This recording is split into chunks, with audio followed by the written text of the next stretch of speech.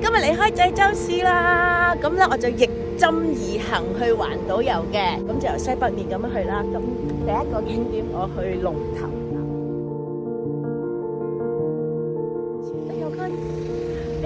有間咖啡店一陣間可以入去飲下咖啡，同埋 souvenir shop。souvenir 都係souvenir shop 啊，都見到差唔多嘅嘢。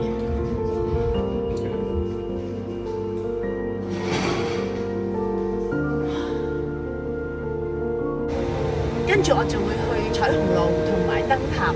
咁咧我自己揾嘅時候咧就揾錯咗個電話號碼副 GPS 啦，揾到啊！跟住好彩呢度有 tourist information centre。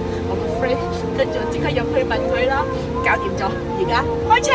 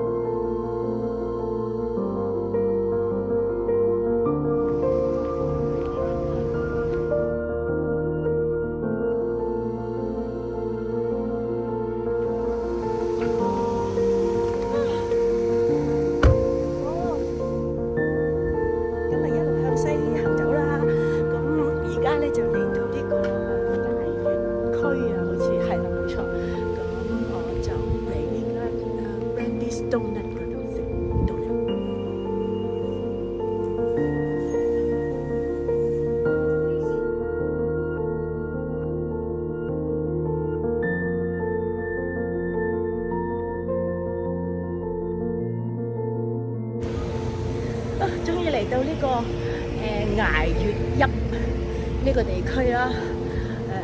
呢條咧就係咖啡一條街咯。我聽人哋講，其實就係一條有好多相應嘅街道啦。不過一陣間我行嗰個步道咧就係沿住個海嘅，咁我而家就睇下嗰度係點樣。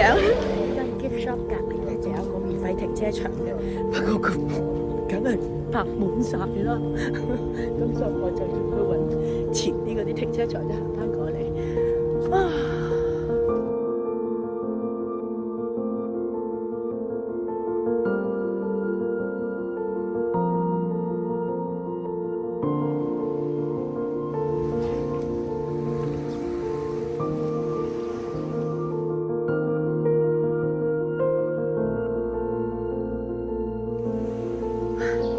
我嘅 road trip 今晚留宿嘅地方，呢度係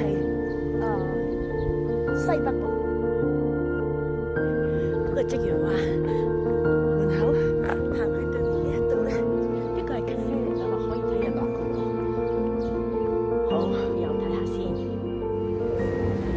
幾靚喎！好似喺個 greenhouse 入面嘅一間咖啡咁樣。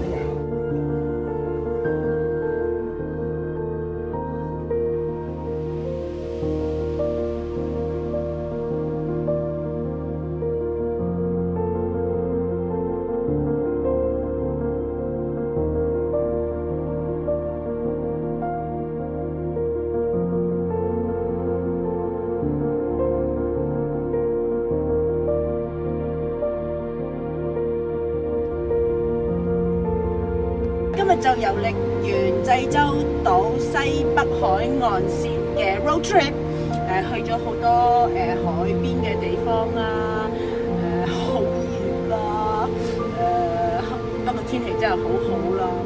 我呢幾日咧濕到流汗濕到咧，好似以前做學校巡迴咁樣。以前好多學校咧都未有冷氣噶嘛，咁所以咧我哋着住啲 costume 咧係熱到咧濕晒，跳咗落水池咁樣啊！我呢幾日就係咁啦。而家就舞台演員。